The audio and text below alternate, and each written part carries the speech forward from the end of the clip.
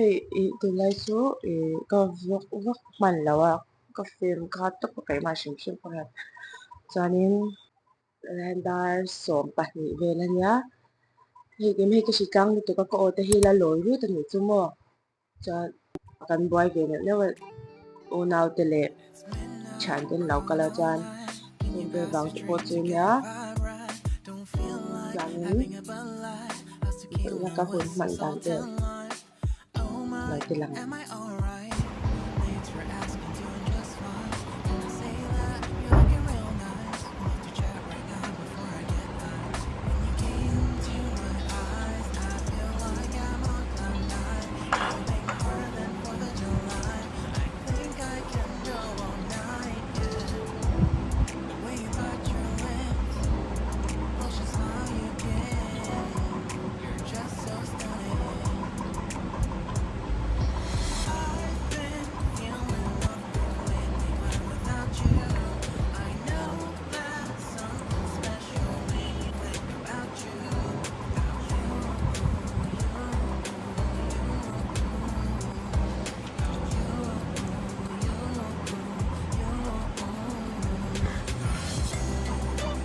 tục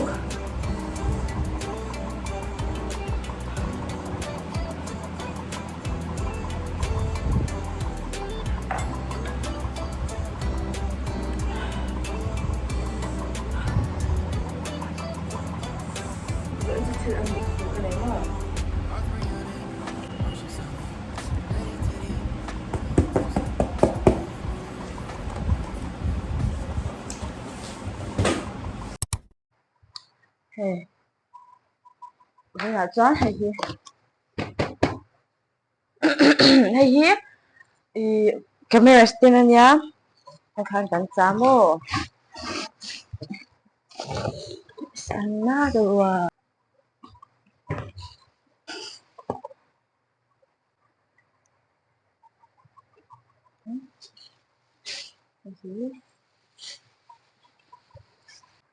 like this, right?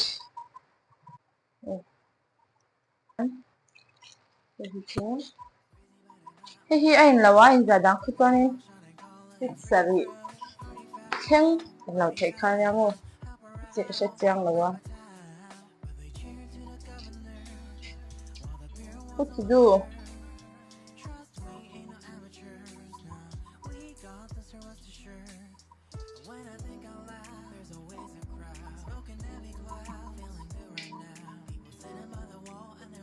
chum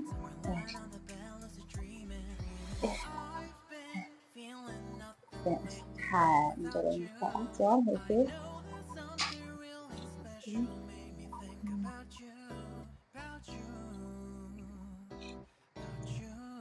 ui hi rong hin lo dân xong rồi fit sari point là vắng mà sẽ bơi lâu trở về thấu mày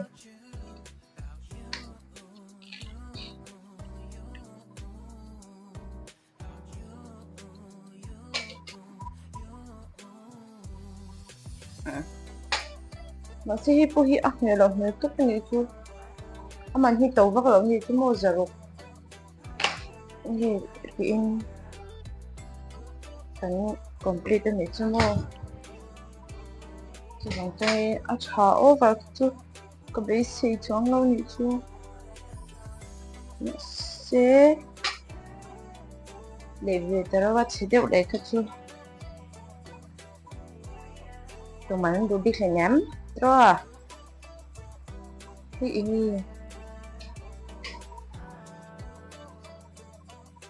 nó là control nào rồi ông mình hả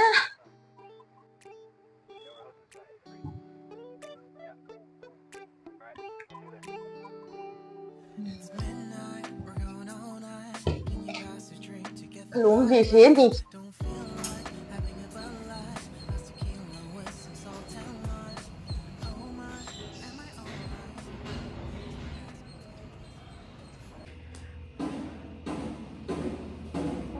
chuanin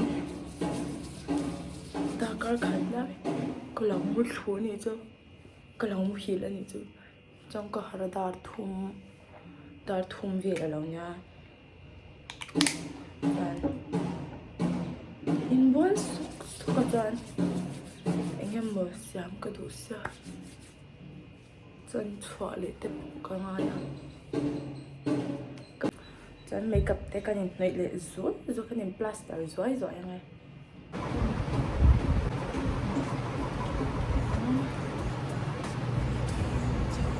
can try.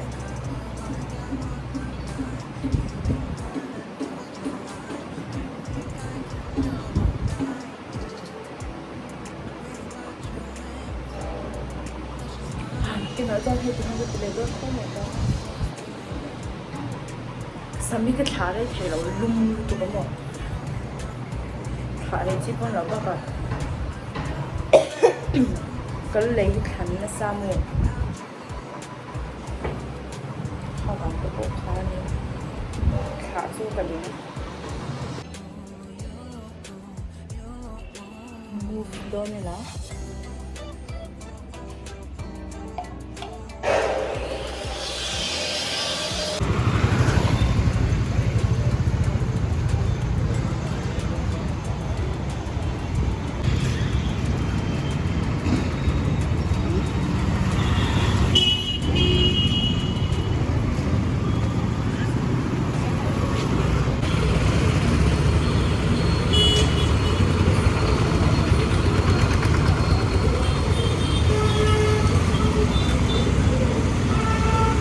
ni hila seltuk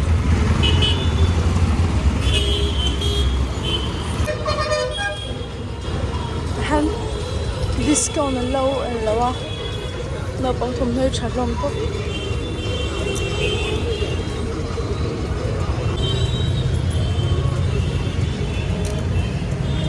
mà se trên hết cho vai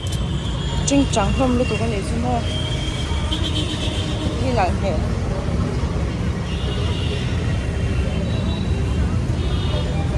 giờ thum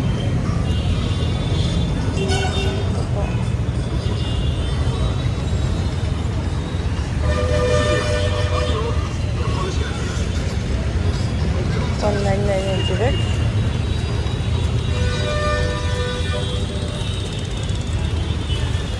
nó còn size cái giống rồi đấy à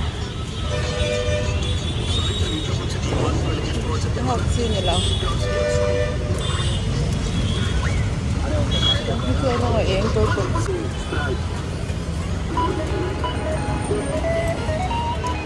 xong rồi ăn lúc xin ăn nghe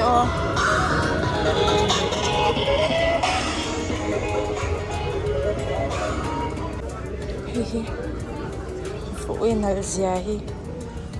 nó nuôi tan ăn nấu tê tan có tốt hi em ra làm gì sao thum châu liền ha là tốt lắm cuman abang itu mình sẽ nấu bằng quân phiền thì tê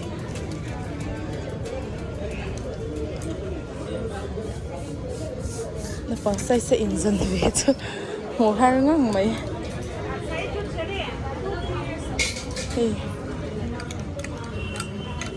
cái bác khách là khai về này đi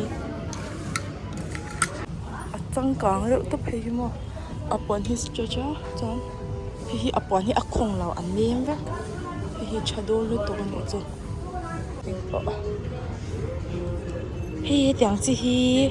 cái câu hi tiếng ông hi anh em mình ăn tiệc họ cả về cha cái này chứ nãy cái gì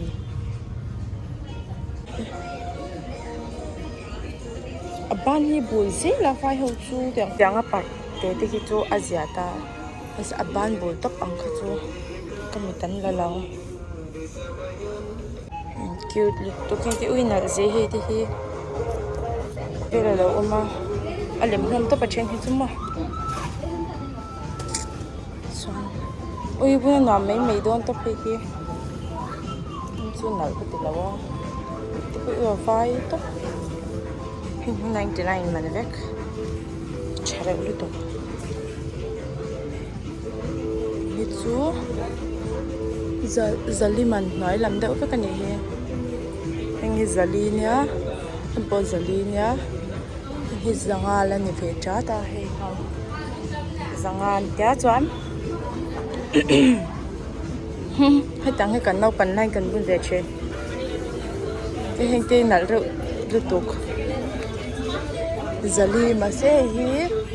giật nhị sống nga nhị hi, cho hình tin hi. Ui ha có vấn, ốt, hi ui nãy rồi giờ hi. Nó còn buôn nãy trong tô cái rồi tục. Hi, hình tin. Mà xem thôn này bài thao chuyện lúc tụi con hơn cảnh này chuyện bốc lẩu nến mà hay lại đồ hay cái lụt chi na hay bên phiền hay tiếng chi hay gì giải nghĩ nên lâu tiền là sao tục anh đã luôn tốt cái này chứ mà bên phiền hay gì khi mình nghe cái lọc cái lọc nó sẽ tội lắm ta cần đã tốt cái này xoắn sẽ trên hết rồi vai chân chẳng về được tục thao hay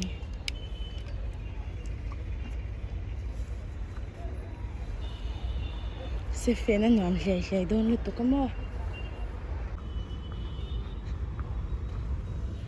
chỉ có hậu hi ấy ha cái làm đôn này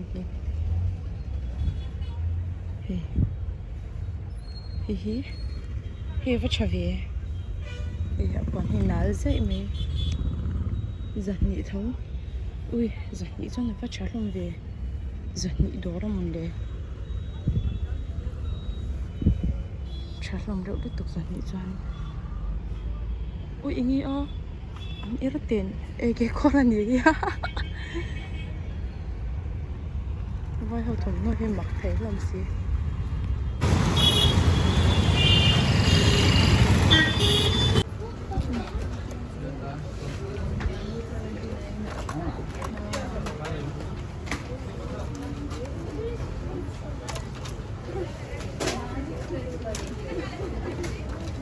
cute tiểu lắm về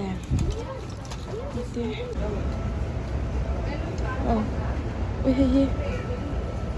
ui cái đồ cái cái gì không à em lâu mang chưa qua giờ thun sống ra cái chút hạt biển làm chưa sẽ đang hết chuyện ta chân ở nó hôn ổn đón chẳng đâu na chứ ở trong hiện nãy lúc tôi cô ở trong cái này chơi đủ veel cái đồ chi flare pen sang hơn cái ta cho nó xây lúc tôi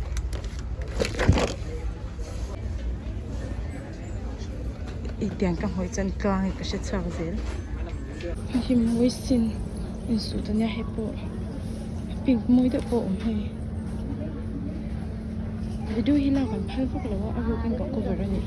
he in su to na mo he ake korania dang no thang ka do to ka long he na ho an mal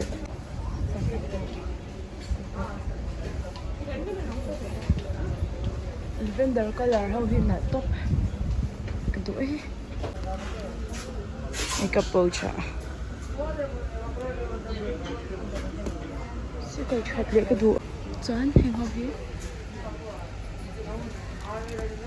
ôi môi không được tục hay đèn cái cha có khoa lâu chim đi mình hột to có hồ ngay trong cả lâu về đâu các khoa thì sấy chán vai tầm boxia để là vai thế người boxia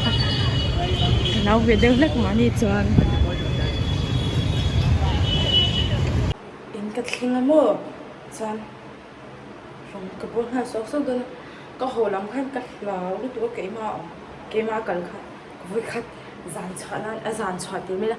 chú nó cái chọn khăn dàn là có hồ cho này chú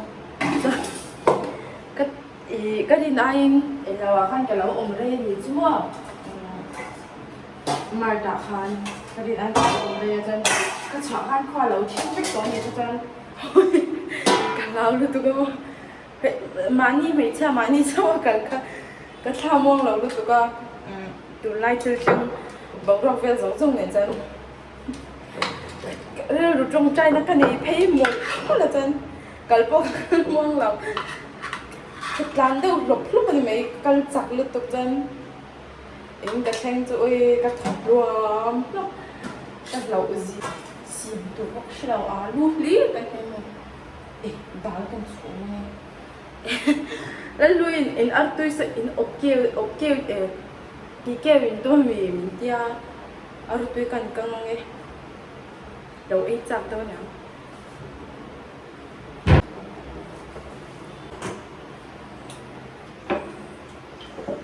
โอ้ยก็แทนอยู่ทางก็ชมตัวนั่นเตี้ยก็เลยไปนี่ก็เดี๋ยวโอ้ยกระดานชมซะโอ้ยเราอินกับเราชอบจังเลย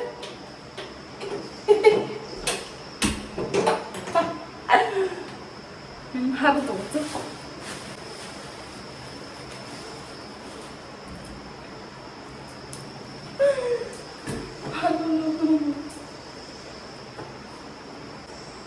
khơi cho nó đầu cái gì anh chỉ cho mình sâu trong cái tiếng này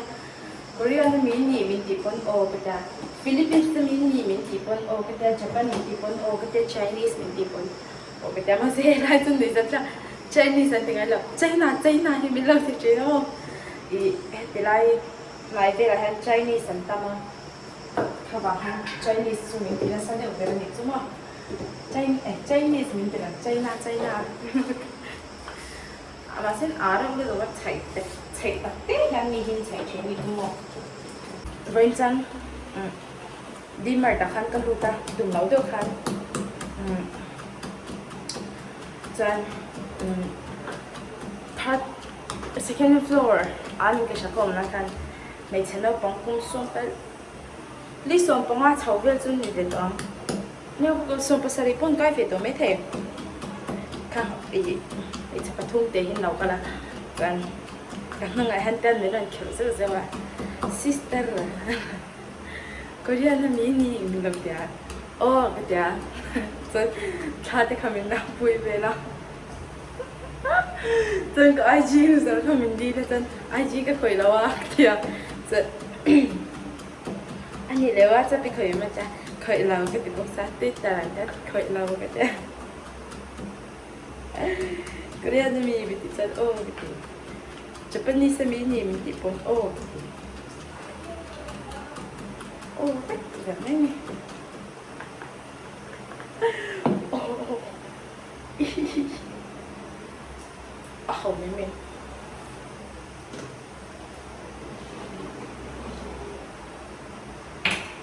chẳng India chú anh nghe ông tia tình tia anh nói khóc mấy cái tia Korea chú phụ điểm India chú Lombok xa India Nè lung khóc mấy cái anh tia về khóc